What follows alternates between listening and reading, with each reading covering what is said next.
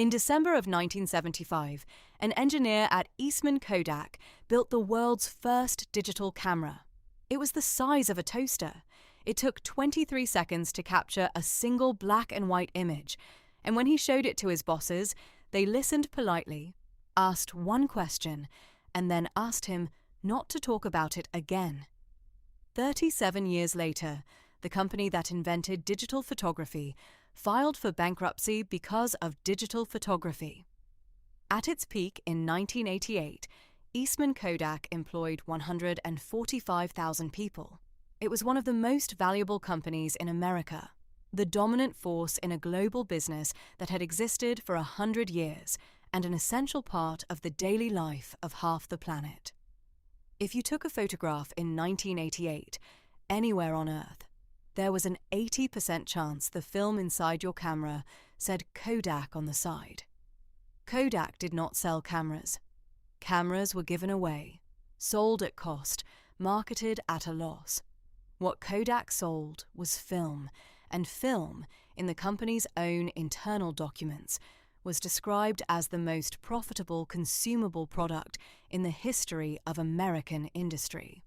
This is the story of a company that saw exactly what was going to kill it 25 years before it died and could not get out of its own way long enough to save itself. The Kodak business model was invented by a single man, George Eastman, in the 1880s. Before Eastman, photography required glass plates, toxic chemicals, and a darkroom. You could take photographs only if you were a specialist or rich enough to hire one. Eastman replaced glass with flexible film. He replaced the chemicals with a sealed cartridge you mailed back to the factory, and he replaced the specialist with the slogan that built his empire: "You press the button, we do the rest." The genius was not the camera. The genius was the recurring revenue.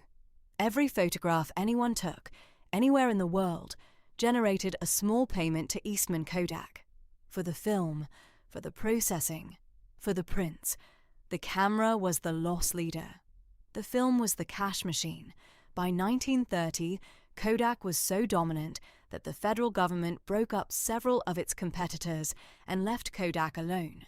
Because there were no competitors left to break up, the company controlled 90% of the film market in the United States and the consumer film business in 19 other countries. For most of the 20th century, Kodak's R&D budget exceeded the entire revenue of most of its competitors. Its laboratory at Kodak Park employed more PhDs than any other industrial site in America. Outside Bell Labs, the company developed color film, motion picture stock, X-ray imaging, satellite reconnaissance for the US military, and dozens of plastics and polymers that ended up in everything from paint to surgical sutures. And in 1975, in a corner of that laboratory, a 24-year-old electrical engineer named Stephen Sasson built something that did not fit the business model. Sasson had been given what his supervisor described as a side project: figure out if a new type of light sensor, called a charge-coupled device, just invented at Bell Labs, could be used in a camera. There was no commercial purpose. There was no expected product. It was the kind of curiosity-driven assignment that a company with too much money and too many engineers gives to keep them busy. Sasson succeeded. He built a working camera that captured a black and white image, stored it on a standard audio cassette tape, and could play it back on a connected television screen. It was crude. It was slow. The image was 100 by 100 pixels, 10,000 dots in total.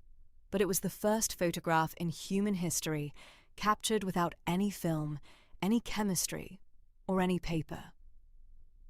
When Sasson presented the camera to Kodak's senior management in early 1976, he was prepared for the question they would ask, because he had thought about it himself. How long until this technology can match film quality? Sasson's honest answer, based on Moore's law projections for memory and sensor density, was about 15 to 20 years. The room understood what he was saying. In 20 years, this prototype, or its descendants, would do the thing film did, Without any of the things film cost, the camera would no longer be the loss leader. The film would no longer be the cash machine. The meeting ended cordially. Sasson was thanked. He was told the work was impressive. He was also told that the technology was, in the words of one executive in the room, cute, and that he should not, under any circumstances, talk about it outside the company. The patent on the digital camera was filed by Kodak in 1977, granted in 1978, and locked in a corporate vault for the next 25 years. Through the 1980s, Kodak's leadership did not deny that digital photography was coming. They simply decided it was coming slowly, that it would remain a niche product for professionals and journalists, and that the consumer would not abandon film for at least another generation. We know this because the company commissioned a series of internal reports on the threat, 12 major studies between 1979 and 1989, 3 of which leaked publicly during later litigation. Every single one of them reached the same conclusion. Digital would eventually replace film for consumers. The disagreement, internally, was about when. The earliest report, in 1981, predicted the shift would begin around 2005. The next report, in 1989, predicted 2010. By 1995, the prediction was 2015. Every prediction was wrong. The shift began earlier each time, and each time Kodak responded the same way, by investing more in film. This was not stupidity. It was, in a sense, the most natural decision in the world. Film was profitable. Digital, even in 1995, was not. A camera maker like Sony or Canon could enter the digital market and lose money for a decade in exchange for a future. Kodak could not. Every dollar Kodak shifted toward digital was a dollar that came directly out of the most profitable product line on its income statement. The economists call this the innovator's dilemma. The Kodak executives at the time called it, more bluntly, the cannibalization problem. To save the company, they would have to destroy the most valuable thing the company sold, and the people whose careers, bonuses, and identities were tied to film were the same people who had to make the decision. They did not make it. In 1993, Kodak hired its first outside CEO in 100 years. George Fisher came from Motorola. He'd presided over the rollout of the cellular telephone. He was brought in, explicitly, to lead the digital transition. Fisher tried. He sold off the company's pharmaceutical and chemical divisions to raise cash. He launched dozens of digital products, cameras, kiosks, online photo services. He cut 20,000 jobs in his first 3 years. But every quarter, the same conversation happened in the boardroom. Film revenues were declining slowly. Digital revenues were growing slowly. The film business was still making money. The digital business was burning money. And the analysts on Wall Street, who liked steady earnings, kept asking the same question. Why are you investing so heavily in a business that's losing money when the business that's making money is still the bulk of your revenue? Fisher's answer was correct. He gave it many times. He said, because eventually, the business that's losing money will be the only business that exists. But the answers from his successors, Daniel Karp, Antonio Perez, were different. They were the answers Wall Street wanted to hear. Defend the film business, maximize the cash, manage the decline. By 2003, Kodak had become a strange kind of company. Still the world's largest manufacturer of film, still the largest employer in Rochester, still spending billions on research, and yet quietly, methodically, seeding every adjacent market that mattered. Digital cameras were owned by Canon, Nikon, and Sony. Online photo storage was owned by Flickr and later Facebook.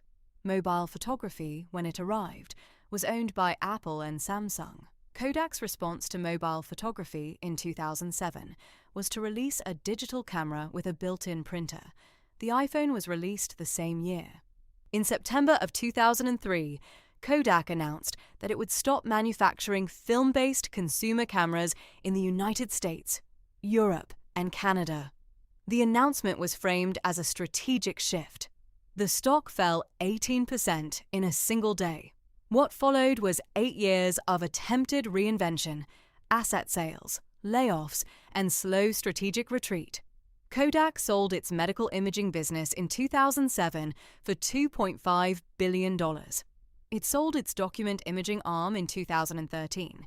It tried, unsuccessfully, to monetize its patent portfolio, eventually selling 1,100 digital imaging patents for $525 million to a consortium that included Apple, Google, Facebook, Amazon, Microsoft, and Samsung. Those patents, the ones it had filed and locked in a vault, had become the property of the companies that built the digital photography market without it. The employee count tells the cleanest version of the story. In 1988, 145,000 employees.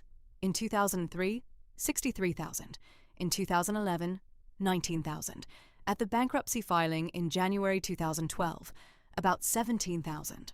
On January 19, 2012, Eastman Kodak filed for Chapter 11 bankruptcy in the Southern District of New York. It emerged from bankruptcy 19 months later as a much smaller company, focused on commercial printing and packaging, with a market capitalization that was roughly 0.5% of its 1988 peak. The company exists today. It has about 4,000 employees. It still makes some film, mostly for the motion picture industry and for nostalgia photographers. The brand is licensed occasionally to companies that make smartphone cases and digital photo frames. It is no one's idea of an empire. But somewhere in Rochester, in the company's archives, there is a 1975 prototype camera the size of a toaster with a cassette tape attached. The first one ever built, the one they were told not to talk about. The standard version of the Kodak story, the one taught in business schools and repeated on YouTube, is that Kodak failed because it did not see the digital revolution coming. This is exactly wrong.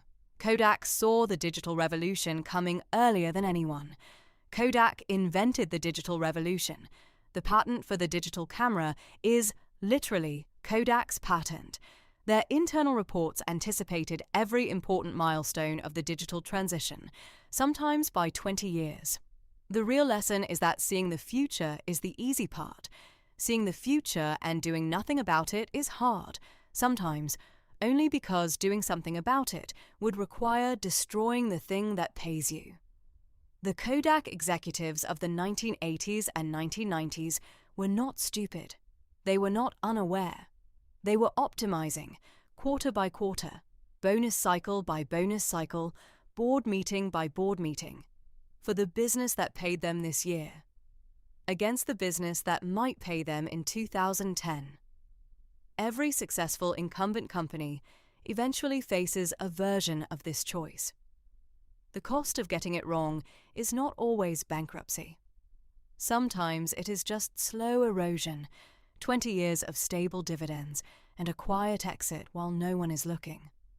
But the dynamic is the same. The thing that made you successful is the thing that will, given enough time, prevent you from becoming successful again. George Eastman, the founder, killed himself in 1932 at the age of 77. He left a note.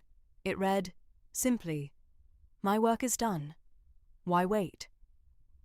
It is a strange epitaph for a company that, by the time it ended, had spent 2 decades waiting for work that was already done. If this was useful, subscribe. We publish one of these every Friday. Next time, a company built around a single charismatic woman, a single revolutionary product, and a single problem. The product did not work. Theranos, coming Friday.